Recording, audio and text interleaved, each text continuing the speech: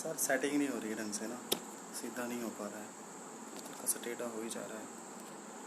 जी sir बोलें, सही है अब?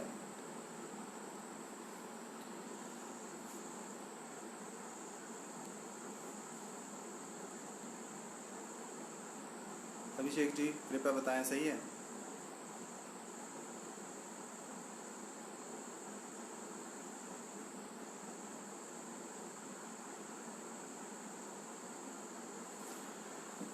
नमस्कार सभी दर्शकों को, मैं हूं आचार्य विक्रांत और आज लोक ध्वनि चैनल के माध्यम से आप सभी के रूबरू समक्ष जो है हाजिर हुआ हूं। सबसे सर्वप्रथम लोक ध्वनि जो न्यूज़ चैनल है उसके लिए ढेर सारी शुभकामनाएं और बहुत अच्छा कार्य जो है ये कर रहे हैं और मुझे आज मौका मिला है आप सभी से रूबरू होने का। और मेन जो आज मकसद है वो है सूर्य ग्रहण को लेकर के। जैसा कि आपको विदित है, इस साल जो है 3 ग्रहण होने जा रहे हैं। तो अगले कल सुबह 21 जून को सूर्य ग्रहण है और सूर्य ग्रहण के विषय में मैं आपको बताना चाहूँगा। जिस ग्रह पे हम रहते हैं उस ग्रह का नाम है पृथ्वी। चांद जो है पृथ्वी का उपग्रह है जो 2.5 दिन में जो है पृथ्वी का एक चक्कर काटता है और 2.5 दिन में वो एक परिक्रमा जो है पृथ्वी की पूरी करता है। सूर्य हमारे लिए जो है प्रकाश का स्रोत है। चांद के साथ पृथ्वी सूर्य की परिक्रमा करती है। 1 महीने बाद जब संक्रांति होती है तो जो है सूर्य जो है राशि परिवर्तित करता है, सूर्य का राशि परिवर्तन होता है।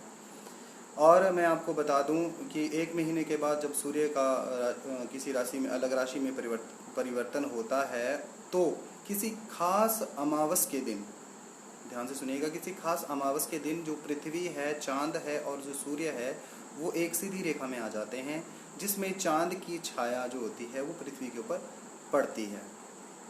चांद सूर्य को पूर्ण रूप से या आंशिक रूप से, अंश मात्र रूप से जो है ढक लेता है। इस स्थिति को जो है सूर्य ग्रहण कहा जाता है। क्योंकि कुछ लोगों को यही पता नहीं है सूर्य ग्रहण वास्तविकता में होता क्या है, तो मैं आपको बताना चाहूँगा, यह सूर्य ग्रहण जो है कहा जाता है। और ये जो सूर्य ग्रहण है ये करीब 500 साल बाद जो है आया है। और मैं बता दूं आपको, इसमें जो है 6 ग्रह जो है, इसमें जो है 6 ग्रह जो है वो वक्री हैं, जिसके कारण जो है उनको जो है काफ़ी अशुभ माना गया है। ग्रहण जो है जब भी होता है उसमें अगर 6 ग्रह वक्री हैं तो उसका प्रभाव जो है वो काफ़ी जो है अच्छा नहीं माना गया है। पृथ्वी, सूर्य, चंद्र एक ही सीध में जब होते हैं तो ये सूर्य ग्रहण जो है होता है। अब मैं बात बताऊं कि जिस कारण चुंबकीय शक्ति जो है, जिसके कारण जब सूर्य ग्रहण होता है, सूर्य ग्रहण के कारण जो चुंबकीय शक्ति जो होती है अत्यधिक होती है। इस चुंबकीय शक्ति का असर समुद्र में जो ज्वार भाटा आता है, सुनामी आती है और इस तरह की जो त्रासदी वाली जो चीज़ें होती हैं उनके लिए जो है ये जो है काफ़ी जो है घातक सिद्ध होता है। और मैं एक चीज़ और बता दूं, ये जो चुंबकीय शक्ति है, इस मैग्नेटिक शक्ति के कारण शरीर की जो बायोमैग्नेटिक शक्ति होती है वैज्ञानिक दृष्टि से वो भी बढ़ जाती है। सूर्य ग्रहण जब आता है तो हमारे शरीर की जो बायोमैग्नेटिक जो तरंगे हैं वो बढ़ जाती हैं और उनके बढ़ने से जो क्या होता है कि ध्यान, भजन, सुमिरन और जाप करने के लिए हमारा जो मतलब प्रभाव रहता है वो ज़्यादा रहता है। हमें वो चीज़ें कम मात्रा में करने पर भी ज़्यादा फलदायी हमारे लिए हो जाती हैं।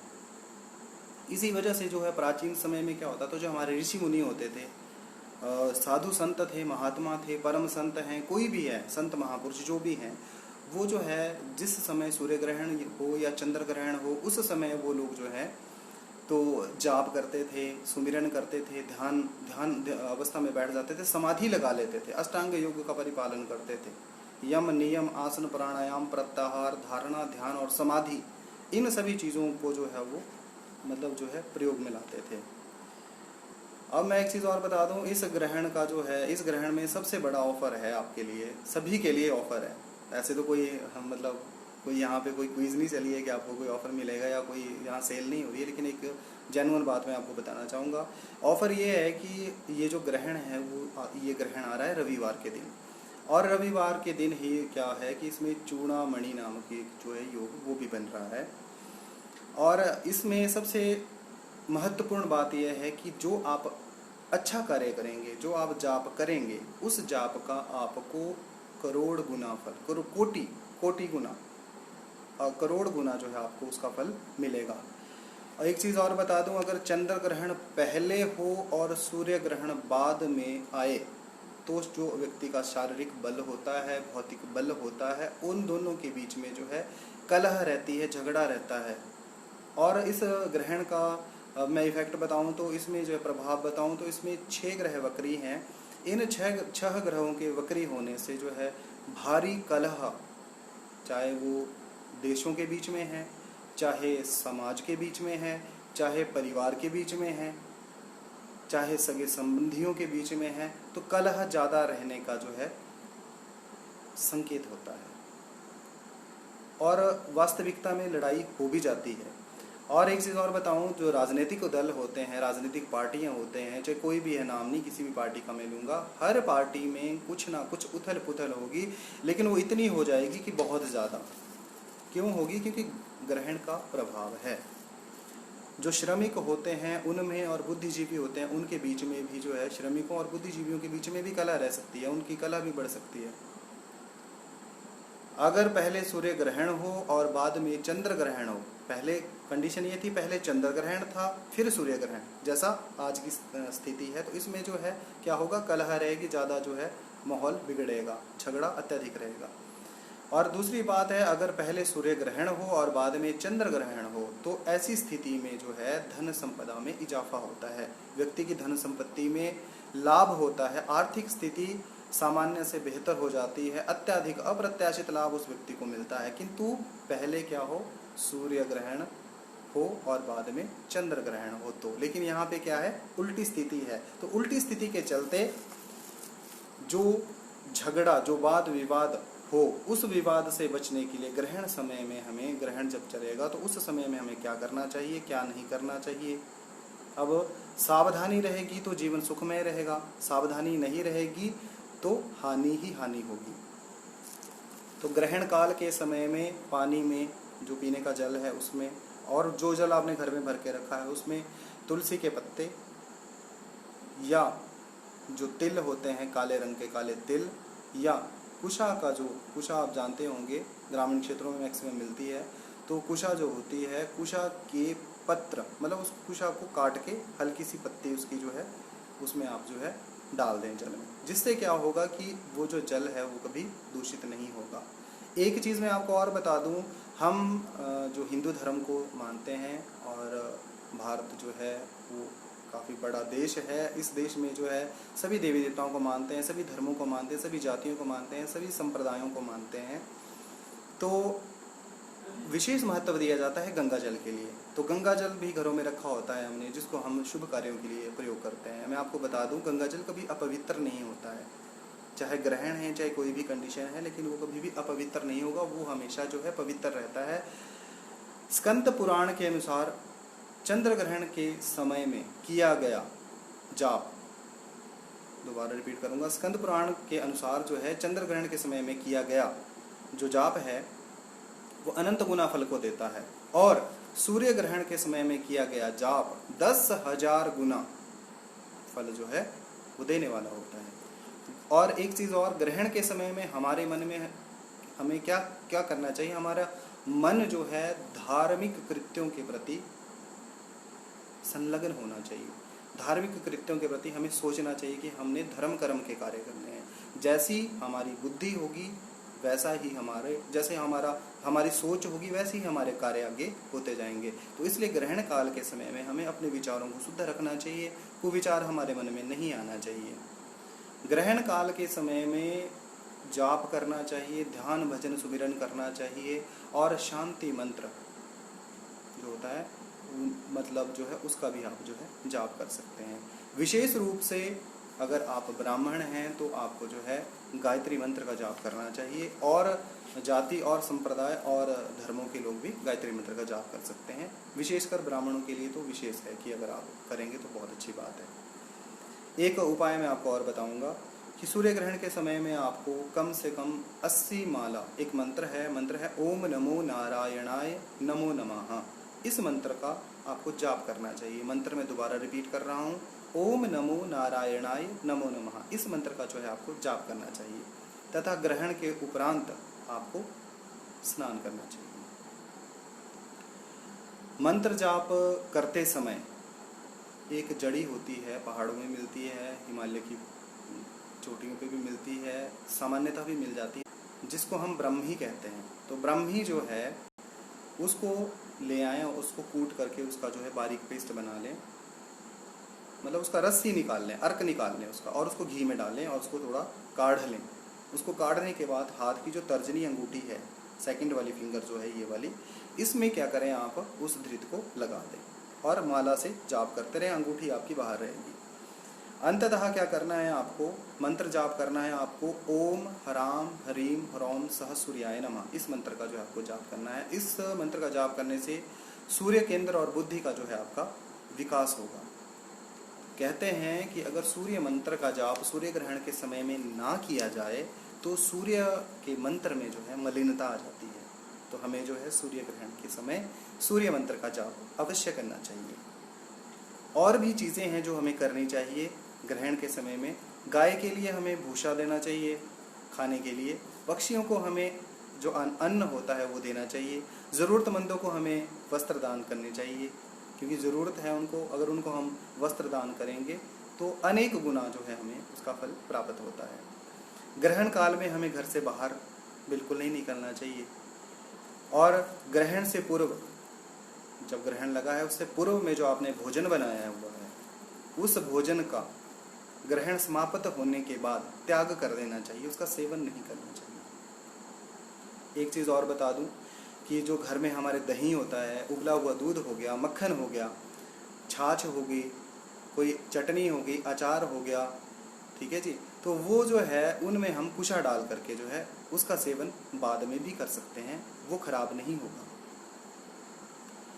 और एक चीज़ और बता दूं, जैसे ही ग्रहण काल का सूतक होता है उससे पूर्व हमें जो है कुशा के जो पत्र होते हैं वो निकाल करके इन चीज़ों में, इन वस्तुओं में जो खानी है हमने, दही होगी, छाछ होगी, इन सभी वस्तुओं में हमें वो डाल देनी चाहिए।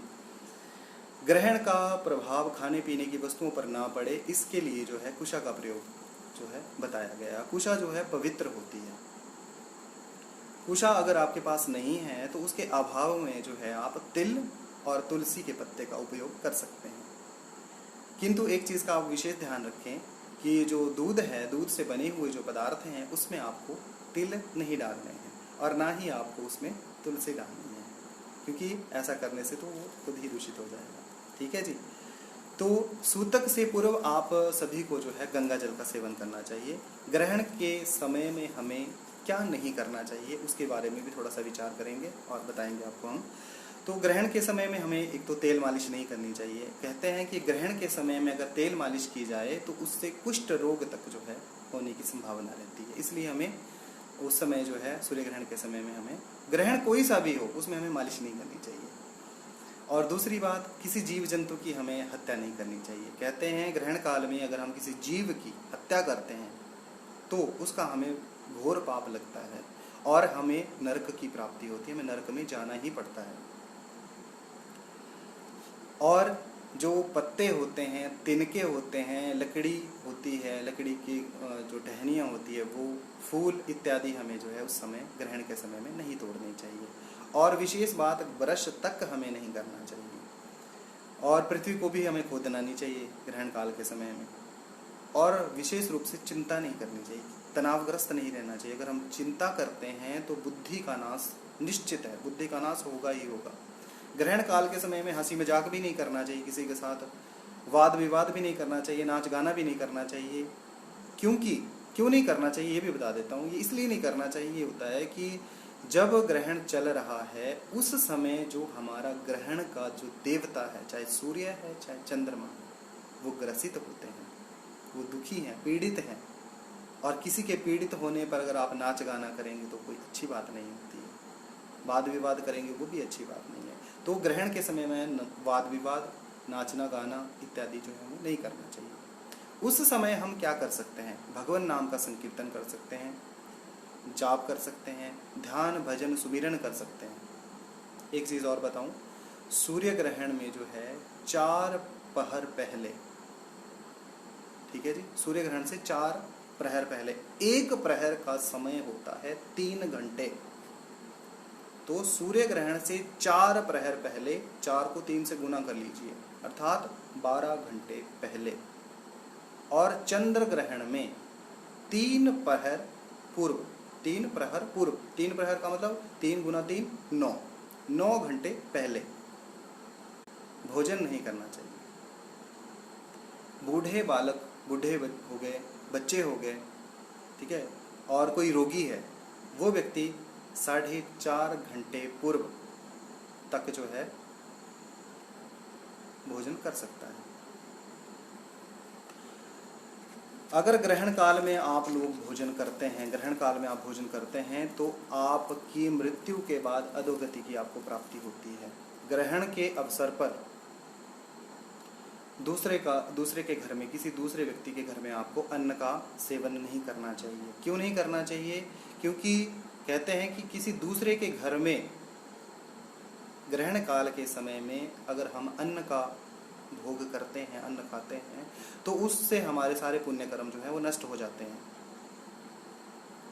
कहते हैं पूर्व के 12 वर्षों तक किया गया आपका पुण्य कर्म नष्ट हो जाता है। तो इसलिए ग्रहण काल में किसी के घर में अन्न का भोग आपको नहीं करना चाहिए। ग्रहण काल में आपको सोना भी नहीं चाहिए। अगर ग्रहण काल में हम सोते हैं तो रोग हमें ग्रसित कर लेते हैं, इसलिए ग्रहण काल में हमें सोना भी नहीं चाहिए। और ग्रहण काल में जो क्या होता है, रोगों से लड़ने की जो रोग प्रतिरोधक क्षमता होती है वो भी जो है कम हो जाती है। ग्रहण काल में हमें शौच भी नहीं जाना चाहिए, मलमूत्र का त्याग भी नहीं करना चाहिए। कहते हैं कि ग्रहण काल में मलमूत्र का त्याग की अगर कोई व्यक्ति करता है तो मृत्यु के पश्चात कीड़े मकोड़े आदि की योनि को जो है वो प्राप्त करता है। एक चीज़ और, ग्रहण काल में जो वस्त्र हमने धारण किए होते हैं उन वस्त्रों को हमें पानी के बीच में से निकाल देना होता है। साबुन भले ही ना लगाएं आप, लेकिन उन वस्त्रों को जो है एक बार साफ पानी में से आप निकाल लें। जो हमारा देवस्थान होता है जहाँ हम पूजा पाठ करते हैं, उस स्थान की बात करते हैं, तो उस स्थान पे आसन जो आपका होता है गोमुखी होती है, और मंदिर में बिछा हुआ कोई वस्त्र अगर आपने बिछा रखा है वो वस्त्र आपको धो देना चाहिए। शुद्धिकरण हेतु आपको जो है मंदिर में गोमूत्र या पंचगव्य का छिड़काव अवश्य करना चाहिए, क्योंकि उसको करने से जो है पवित्रता बनी रहती है। ग्रहण के बाद जब आप स्नान करते हैं तो स्नान करने के उपरांत जो कुशा है उसको निकालना है, तिल डाले हैं उनको भी आप निकाल सकते हैं, तुलसी के पत्र हैं उनको भी आप निकाल सकते हैं बाहर, जिन जिन वस्तुओं में आपने डाले हैं। और एक चीज़ का विशेष ध्यान रखें, नहाते समय किसी मंत्र का उच्चारण आप ना करें, ठीक है। और एक चीज़ और, जिस ग्रहण का काल व्यतीत हुआ है, जैसे सूर्य है, सूर्य ग्रहण चला है, सूर्य ग्रहण का काल खत्म हो गया है, तो सूर्य ग्रहण के काल के बाद जो है आपको उसका साफ प्रतिबिंब, एक साफ फोटो, एक साफ चित्र लेना है, उसको देखना है, उसको मन ही मन प्रणाम करना है, और उसके बाद आप भोजन कर सकते हैं। विशेष रूप से अब मैं बात करता हूँ गर्भवती महिलाओं की। तो गर्भवती महिलाओं के लिए जो है ग्रहण काल में घर से बाहर नहीं निकलना चाहिए, सूर्य की रोशनी तक में उनको नहीं जाना चाहिए, क्योंकि जो उनका जो प्रसव है उस प्रसव में जो है समस्या रह सकती है, और उनको किसी भी नुकीली चीज़ को स्पर्श नहीं करना चाहिए। अगर उन्होंने कानों में कुछ पहन रखा है तो उनको वो भी उतार देना चाहिए, और बालों में अगर उन्होंने कोई पिन लगा रखी है तो उसको भी निकाल लेना चाहिए। एक विशेष चीज़ और, होगा क्या अगर वो उन नुकीली चीज़ों को, जैसे कोई चाकू है, कैंची है, उसका वो प्रयोग कर रहे हैं ग्रहण काल में, कोई जैसा हमारा नेल कटर होता है वैसा है कोई, उन चीज़ों का अगर वो प्रयोग करते हैं तो कहते हैं कि उन चीज़ों का प्रयोग करने मात्र से जो गर्भ में जो बच्चा है उसको कहीं ना कहीं चोट लग जाती है, उस चोट का निशान मैक्सिमम रहता है। काफ़ी जो विद्वत जन हैं, काफ़ी ज्योतिषी हैं हमारे भारतवर्ष में, तो वो बताते हैं कि अगर नुकीली चीज़ का प्रयोग किया जाए तो जो बच्चा होता है उसका होंठ तक जो है वो फट जाता है, कईयों के कान में जो है कट का निशान लग जाता है। तो ग्रहण काल के समय में जो किसी भी नुकीली चीज़ का गर्भवती महिला को प्रयोग नहीं करना चाहिए और सूर्य की रोशनी तक में उनको नहीं जाना चाहिए और किसी प्रकार के फल को भी उनको नहीं काटना है। कोई सब्जी है उसको नहीं काटना है। ग्रहण काल में अगर आप कोई सब्जी काटते हैं, कोई फल है और उसको काट रहे हैं आप, तो वो जो है वो खराब है, वो दूषित है, उसको आपको उसका सेवन नहीं करना चाहिए। एक चीज़ और, अगर जो गर्भिणी स्त्री है वो चश्मा लगाती है, जैसे चश्मा है, अगर प्लास्टिक की फ्रेम वाला है कोई दिक्कत नहीं है, अगर लोहे का चश्मा लगाती है तो चश्मे को भी जो है उनको ग्रहण काल में निकाल लेना चाहिए। उनको ग्रहण काल तक, ग्रहण के समय में वो चीज़ नहीं डालनी चाहिए। ग्रहण काल के समय में जो स्वास्थ्य मंत्र है उसका भी आप जो है जाप कर सकते हैं और ब्रह्मचर्य मंत्र का भी आप जाप कर सकते हैं। ओम अर्यमाय नमः, ओम अर्यमाय नमः, इस मंत्र का भी आप जाप कर सकते हैं। अगर किसी व्यक्ति ने गले में तुलसी की माला डाल रखी है, अगर किसी व्यक्ति ने, ध्यान से सुनिएगा, तुलसी की माला अगर डाल रखी है या कोई विप्र है, ब्राह्मण है, पंडित है, वो शिखा रखते हैं, तो उनको जो है उस समय अपनी शिखा में और गले में जो तुलसी की माला है उसमें जो है कुशा के पत्रों को स्थापित करना अनिवार्य है। और विशेष रूप से जैसे माला मैक्सिमम घरों में मिल जाती है, तो रुद्राक्ष की जो माला होती है, रुद्राक्ष की माला को जो है गले में धारण करना चाहिए ग्रहण काल के समय, सूर्य ग्रहण में विशेषकर। अगर सूर्य ग्रहण में रुद्राक्ष की माला आप गले में धारण करते हैं तो उस माला को धारण करने से आपके सभी पापों का शमन हो जाता है, सारे पाप जो है आपके कट जाते हैं।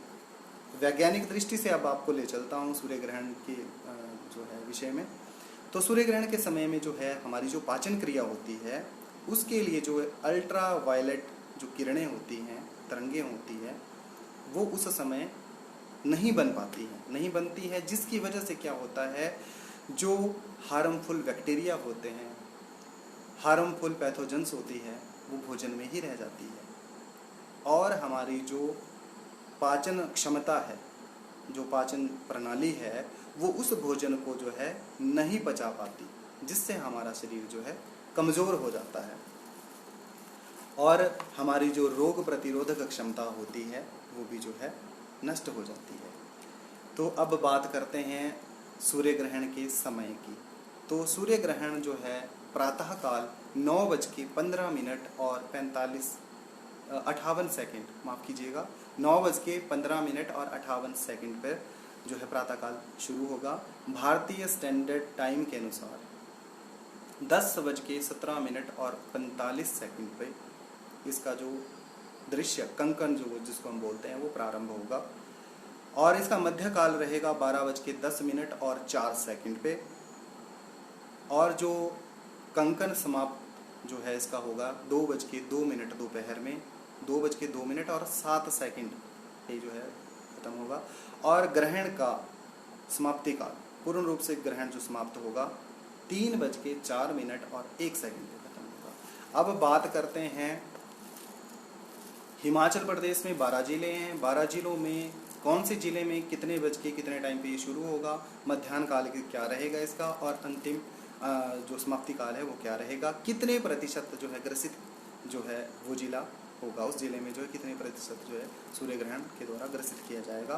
बात करते हैं चंबा जिला की। चंबा जिला में ग्रहण जो है शुरू होगा 10:23 और 40 सेकंड पे, मध्याह्न काल रहेगा इसका 12:01 पे और ग्रहण का अंत होगा 1:44 दोपहर 1:44 पे और ग्रसित होगा 91.5%।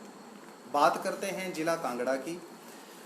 कांगड़ा जिला में ग्रहण शुरू होगा 10:23 और 39 सेकंड पे, मध्याह्न काल रहेगा इसका 12:02 और 11 सेकंड और अंत जो है ग्रहण का 1:45 23 सेकंड और ये ग्रसित किया जाएगा 92.5%। बात करते हैं उन्ना जिला की। उन्ना जिला में 10:22 और 18 सेकंड पे जो है सूर्य ग्रहण का जो काल है वो प्रारंभ होगा। मध्याह्न काल रहेगा इसका 12:01 और 22 सेकंड दोपहर तक और अंत इसका जो है समाप्ति काल 1:45 और 35 सेकंड पे रहेगा। ग्रसित जो परसेंटेज है, प्रतिशत मात्रा है 94.7% जो है ग्रसित उन्ना किया जाएगा। अब बात करते हैं हमीरपुर जिला की। हमीरपुर जिला में 10:22 और 58 पर जो है ग्रहण शुरू होगा। 12:02 और 4 पर इसका मध्याह्न काल रहेगा। 1:46 और 7 पर जो है ये समाप्त होगा। हमीरपुर में इसकी जो प्रतिशत मात्रा है 94.4% जो है ग्रसित किया जाएगा। अब बात करते हैं बिलासपुर जिला की। बिलासपुर जिला में 10:22 पे और 52 प्रातःकाल 10:22 पर सूर्य ग्रहण शुरू होगा। 12:02 पर ग्रहण का मध्याह्न काल रहेगा। दोपहर 1:46 और 50 पे जो है ग्रहण की समाप्ति होगी। तो ग्रहण की प्रतिशत मात्रा रहेगी 95.6%। बात करते हैं जिला मंडी की। मंडी में ग्रहण का जो प्रारंभ काल है 10:23 पे प्रारंभ होगा। मध्याह्न काल दोपहर 12:03 तक जो मध्याह्न काल रहेगा और ग्रहण की समाप्ति 1:47 पे होगी। ग्रसित जो है मंडी जिला 94% ग्रसित किया जाएगा। बात करते हैं कुल्लू जिला की। कुल्लू जिला में 10:24 पे सूर्य ग्रहण जो है प्रारंभ होगा। मध्याह्न काल रहेगा 12:03 और 52 और अंतिम समाप्ति काल जो है इसका 1:47 और 31 रहेगा। 93.9% जो है कुल्लू जिला को सूर्य के द्वारा ग्रसित किया जाएगा। बात करते हैं लाहौल स्पीति की। 10:24 40 प्रातः काल में जो है सूर्य ग्रहण प्रारंभ होगा। मध्याह्न काल रहेगा 12:05 और समाप्ति काल रहेगा 1:49 30 96.6% जो है ग्रसित लाहौल स्पीति को सूर्य ग्रहण के द्वारा किया जाएगा। बात करते हैं सिरमौर जिला की। 10:22 प्रातः काल जो ग्रहण प्रारंभ होगा सिरमौर जिला में और मध्याह्न काल रहेगा दोपहर 12:03 तक और समाप्ति काल रहेगा 1:48 31 98.3% जो है सिरमौर को सूर्य ग्रहण में ग्रसित किया जाएगा। बात करते हैं शिमला जिला की। 10:33 पर जो है सूर्य ग्रहण शुरू होगा। दोपहर 12:03 और 24 तक इसका मध्याह्न काल रहेगा और 1:48 अर्थात 96.6% सूर्य के द्वारा शिमला शहर को ग्रसित किया जाएगा। बात करते हैं सोलन की। 10:23 2 पे जो है ग्रहण प्रारंभ होगा। दोपहर 12:03 और 12 पे जो इसका मध्याह्न काल रहेगा। समाप्ति काल रहेगा 1:48 और 1 ग्रसित जो परसेंटेज है 97.1% जो है सोलन जिला को ग्रहण में ग्रसित किया जाएगा सूर्य के द्वारा। बात करते हैं किन्नौर जिला की। 10:24 16 पर ग्रहण काल शुरू होगा, सूर्य ग्रहण शुरू होगा। मध्याह्न काल रहेगा 12:04 और 37 और समाप्ति काल रहेगा दोपहर 1:49 और 8। यहाँ पर सूर्य के द्वारा 96.7% जो है किन्नौर को ग्रसित किया जाएगा।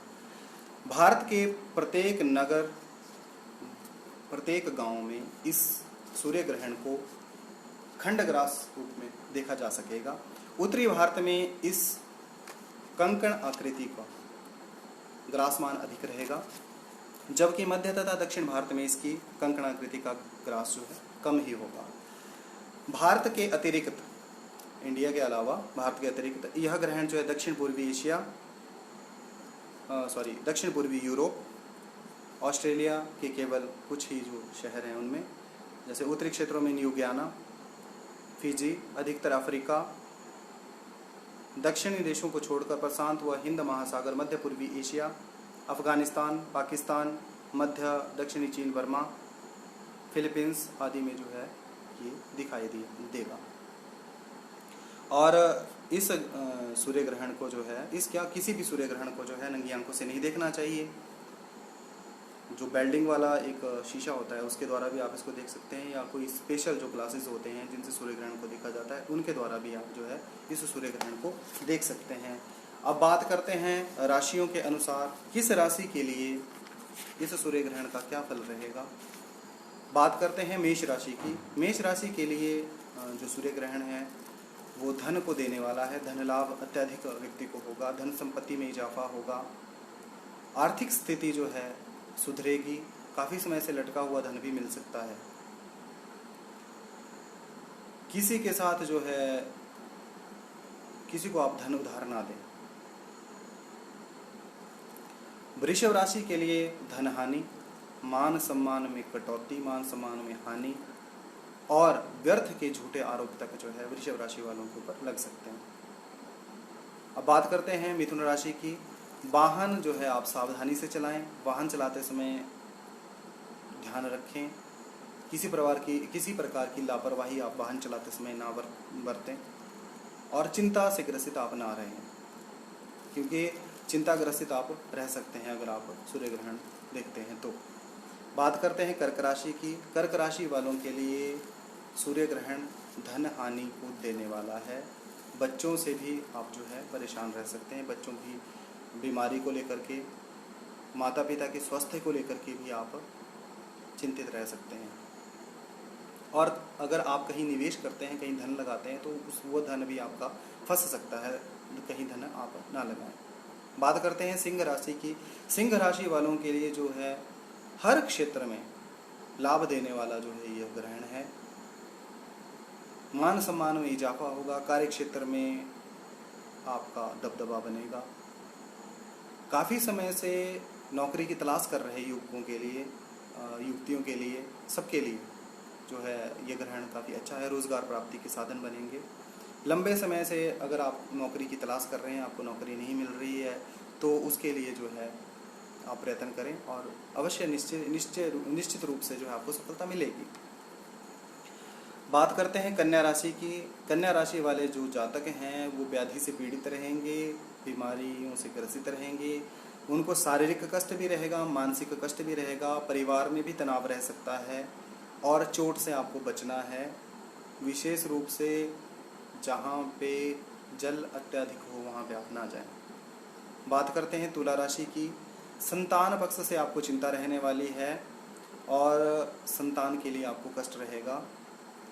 बात करते हैं वृश्चिक राशि की। सामान्य धन लाभ आपको होगा तथा शत्रुओं से आपको अत्यधिक भय रहने वाला है। धनु राशि के जातकों को आपका जीवन साथी है, जीवन संगिनी है, उसकी तरफ से आप चिंतित रहेंगे। उनका स्वास्थ्य भी ढीला रह सकता है और उनके साथ वाद विवाद भी हो सकता है, मतभेद भी रह सकते हैं। तो आप जो है थोड़ा धैर्य बना करके जरूर रखें। और ये जो राशियां हैं ये नाम राशि के अनुसार है। अगर आप हमारा राशिफल लोक ध्वनि पे जो प्रकाशित होता है उसको अगर आप देखते हैं तो उसमें जो है नाम अक्षर जो होते हैं उन नाम अक्षरों के अनुसार जो है ये राशिफल है। बात करते हैं मकर राशि की। मकर राशि वालों के लिए भी यह जो सूर्य ग्रहण है वो काफ़ी अच्छा नहीं है। रोग से आप ग्रसित रह सकते हैं, गुप्त चिंताएं आपको सता सकती हैं। तो आप जो हैं खान पान पर विशेष ध्यान रखें। खान पान का विशेष ध्यान रखने से जो है आपका स्वास्थ्य सही रहेगा। मानसिक परेशानियां चली रहती हैं, चिंताएं चली रहती हैं, तो चिंता भी ना करें। आप प्रसन्न रहें, एकांत में वास करें। बात करते हैं कुंभ राशि की। आपका अत्यधिक, कुंभ राशि वाले जातकों का अत्यधिक खर्च होने वाला है और जो आपके कार्य हैं जिनको आप करना चाह रहे हैं तो वो कार्य आपके लटक सकते हैं। बात करते हैं मीन राशि की। हर कार्य में आपको, मीन राशि वालों के लिए भी ये ग्रहण जो है काफ़ी अच्छा है। जैसे सिंह राशि वालों के लिए काफ़ी अच्छा है, वैसे मीन राशि वालों के लिए भी काफ़ी अच्छा है। हर कार्य में आपको जो है लाभ मिलेगा, चाहे वो स्वास्थ्य का क्षेत्र है, चाहे वो धन संपत्ति का क्षेत्र है, चाहे वो व्यवसाय का क्षेत्र है, चाहे वो प्रेम का क्षेत्र है, चाहे वो वैवाहिक जीवन का क्षेत्र है, चाहे व्यवसाय का क्षेत्र है। हर क्षेत्र में आपको फायदा होगा। सूर्य ग्रहण जो है एक, इसके ऊपर एक कथा भी है, तो मैं थोड़ा सा उस पर भी बताऊंगा आपको कि सूर्य ग्रहण वास्तविकता में होता क्यों है।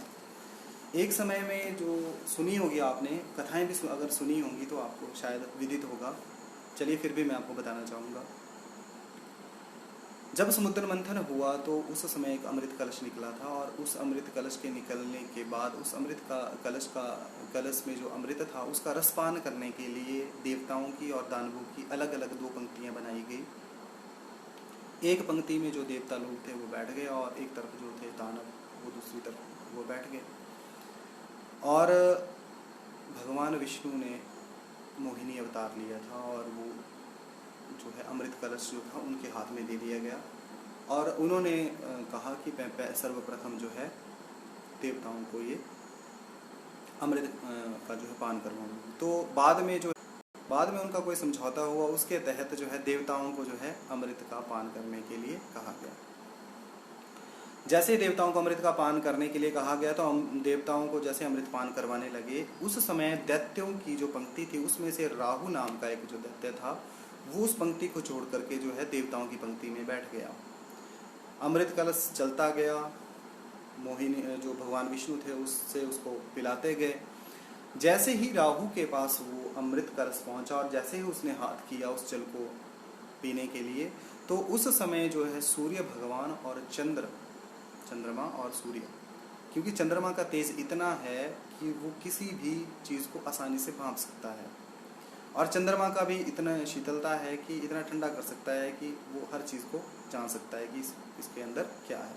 तो उन दोनों का तेज इतना प्रभावशाली था कि उन्होंने देवताओं की पंक्ति में बैठे हुए उस राहु को जो है भांप लिया कि ये राहु यहाँ बैठा हुआ है, और उन्होंने एकदम से राहु, चंद्रमा भी और सूर्य भी खड़े हो गए और उन्होंने कहा कि ये दैत्य है और ये इसको जो है अमृत कलश में से अमृत पान नहीं कराया जाए। लेकिन उतने तक जो था उस अमृत की बूंद जो थी उनके गले में जा चुकी थी, गले तक पहुंच चुकी थी। जैसे ही ये पता चला कि ये दैत्य है, वैसे ही विष्णु भगवान ने सुदर्शन चक्र छोड़ा और उससे उसकी गर्दन कट गई। लेकिन एक बूंद उस अमृत की जो है धड़ में भी चली गई। अलग अलग पार्टीशन हो गए, एक राहु बन गया, एक केतु बन गया। लेकिन आवेश में आकर के, क्रोध में आकर के उस राहु ने जो मुख था उसने जो है शापित किया सूर्य नारायण को और चंद्रमा को। उसने कहा कि जाओ, जब जब भी तुम मेरे सामने आओगे, सूर्य ने और चंद्रमा ने जो देवताओं को बताया था कि ये राहु नाम का दैत्य है, तो वो राहु कहता है कि जाओ, जब जब भी तुम मेरे सामने आओगे मेरे द्वारा ग्रसित किए जाओगे। तो आज वही स्थिति है, ग्रसित किया जाता है। इसी वजह से सूर्य ग्रहण लगता है और इसी वजह से चंद्र ग्रहण लगता है। आप सभी को पुनः नमस्कार। आप लोग जुड़े रहें लोक ध्वनि चैनल के साथ। सभी को जय गुरुदेव।